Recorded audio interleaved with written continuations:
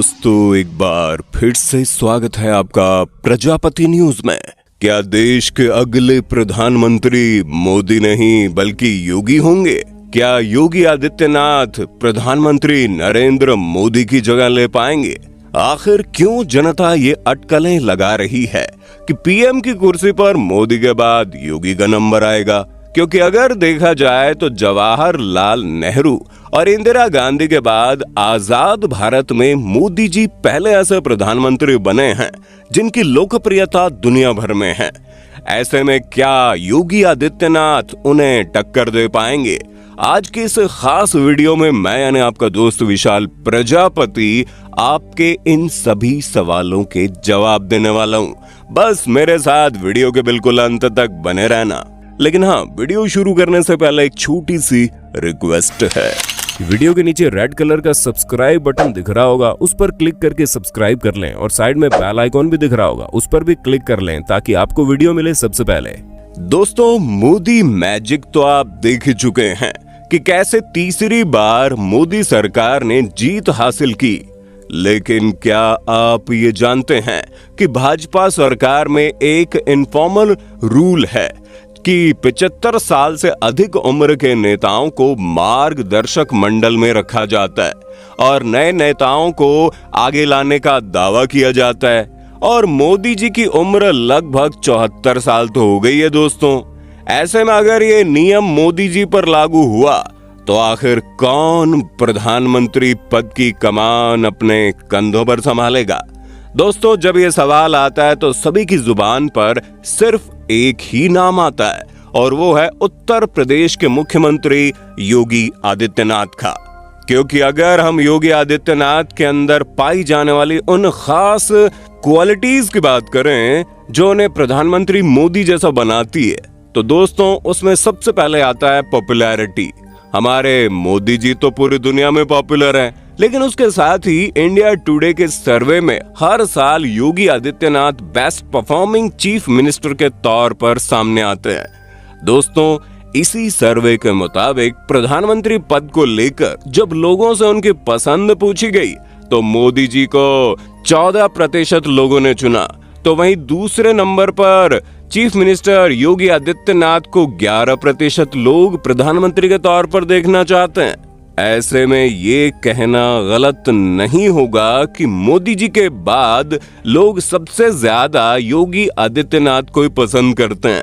और इस पॉपुलैरिटी के पीछे इन दोनों के कुछ ऐसे सिमिलर चीजें जो जनता को ये विश्वास दिलाती हैं कि योगी आदित्यनाथ अगले मुख्यमंत्री पद के लिए बिल्कुल परफेक्ट हैं। जहां दोनों ही नेता जनता के साथ सीधा संवाद करने के लिए जाने जाते हैं। उनके भाषण ऐसे होते हैं जो लोगों के बीच उत्साह और ताकत भर देते हैं। दोनों नेताओं के भाषण के स्टाइल में भी काफी सिमिलैरिटीज देखने को मिलती है।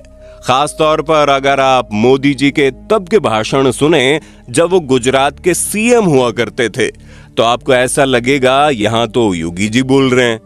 ये दोनों ही नेता बातों को घुमा फिरा कर बोलने के बजाय सीधा सीधा बोलने के लिए मशहूर है और यही चीज युवाओं को पसंद आती है। दोनों के ही भाषणों में आक्रोश साफ साफ देखा जा सकता है। हालांकि मोदी जी जब से प्रधानमंत्री बने उनके भाषणों में वो गुस्सा और आक्रोश थोड़ा कम है, लेकिन जब भी मौका मिलता है तब वो ऐसा करने से पीछे नहीं हटते। दोस्तों, इन दोनों नेताओं के बीच जो अगली सिमिलर चीज है वो है हिंदुत्व और आइडियोलॉजी को लेकर इनकी कमिटमेंट्स। राजनीतिक विशेषज्ञों का कहना है कि बीजेपी के पुराने नेताओं में प्रधानमंत्री नरेंद्र मोदी और योगी आदित्यनाथ के पास एक पॉलिटिकल एडवांटेज रहा है जो इन्हें फायदा पहुंचाता है, क्योंकि इन दोनों नेताओं के पास पार्लियामेंट और स्टेट असेंबली में पूर्ण बहुमत है, जिसकी वजह से इन दोनों नेताओं के पास अपनी आइडियोलॉजी के साथ कॉम्प्रोमाइज करने को लेकर कोई दबाव नहीं होता। इसीलिए अपनी आइडियोलॉजी को पूरी ताकत के साथ जनता के सामने रख पाते हैं। और दोस्तों, वैसे भी प्रधानमंत्री नरेंद्र मोदी की इमेज जनता के सामने एक हिंदुत्ववादी नेता की बनी हुई है और योगी आदित्यनाथ के भाषण भी ये साफ कर देते हैं कि चाहे वो मुख्यमंत्री हो या प्रधानमंत्री, हिंदुत्व पर कोई भी समझौता नहीं करेंगे। कुछ एक्सपर्ट्स का तो ये भी कहना है कि हिंदुत्व को लेकर मुख्यमंत्री योगी का जो कमिटमेंट है वो शायद संघ को भी पसंद आता है, इसीलिए संघ समय आने पर योगी की प्राइम मिनिस्टरशिप की उम्मीदवारी को सपोर्ट भी करेगा, क्योंकि नरेंद्र मोदी के साथ साथ योगी आदित्यनाथ को भी जनता कर्मयोगी और सेल्फलेस वर्कर के तौर पर जानती है।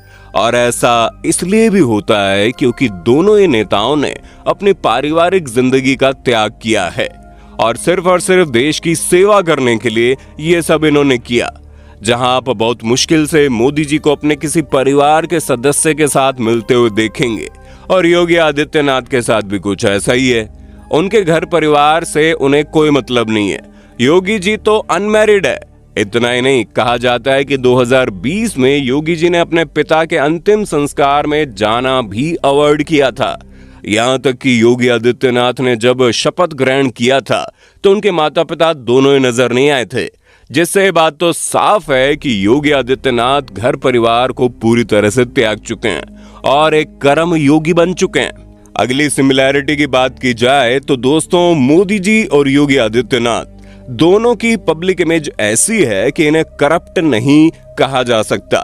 जहां योगी जी सालों से गोरखनाथ मंदिर के मुख्य पुजारी रह चुके हैं और सैकड़ों करोड़ के दान की देखरेख करते रहे हैं, लेकिन आज तक उन पर इन फंड्स को अपने फायदे के लिए इधर उधर करने का कोई इल्जाम नहीं लगा। इसके अलावा एक मुख्यमंत्री के तौर पर उनके ऑफिशियल घर और गाड़ी को छोड़ दिया जाए तो आप देखेंगे योगी जी के पास कुछ भी नहीं है जो उन्हें आम जनता से अलग बनाता है।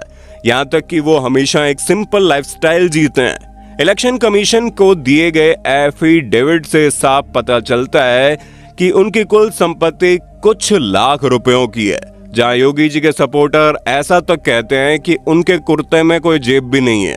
अब आप सोच सकते हैं कि योगी जी की इमेज कितनी क्लीन है।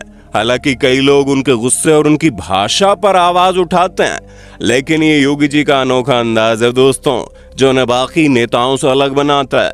जहां योगी जी मीठी मीठी बातें नहीं करते, बल्कि सच्ची बातों का वार करके लोगों की बोलती बंद कर देते हैं। और दोस्तों, दोनों नेताओं में एक और सिमिलरिटी है और उनके काम करने का अंदाज बिल्कुल एक जैसा है। जहां ये दोनों ही नेता योग करते हैं और शुद्ध शाकाहारी भोजन करते हैं, जहां मोदी जी की तरह ही योगी आदित्यनाथ का दिन सुबह 4 बजे शुरू होता है। और ये सभी चीज इन दोनों नेताओं की पब्लिक इमेज को बहुत ज्यादा स्ट्रॉन्ग बनाती है। दोस्तों, ये कुछ ऐसी चीजें हैं जो साबित करती हैं अगर मोदी जी को कोई टक्कर दे सकता है तो वो है योगी आदित्यनाथ। अगर हम देखें कि भारतीय जनता पार्टी में सीनियर लीडर्स की उम्र बढ़ती चली जा रही है, ऐसे में अगर मोदी जी प्रधानमंत्री बन जाते हैं तो उनकी उम्र 75 साल को क्रॉस कर जाएगी 1 साल बाद, और ये पार्टी के नियमों का उल्लंघन होगा। तो देखते हैं कौन बनेगा प्रधानमंत्री। आपका क्या कहना है कमेंट्स में बताइए, और ऐसे ही वीडियोस देखने के लिए हमारे चैनल को फटाफट लाइक शेयर सब्सक्राइब जरूर कर देना चाहिए। दोस्तों, आपकी स्क्रीन पे 2 और वीडियोस दिख रही हैं, जिसे देखने के लिए आप इस स्क्रीन पर क्लिक करें। दोनों देखिएगा, बहुत अच्छी वीडियो बनी है।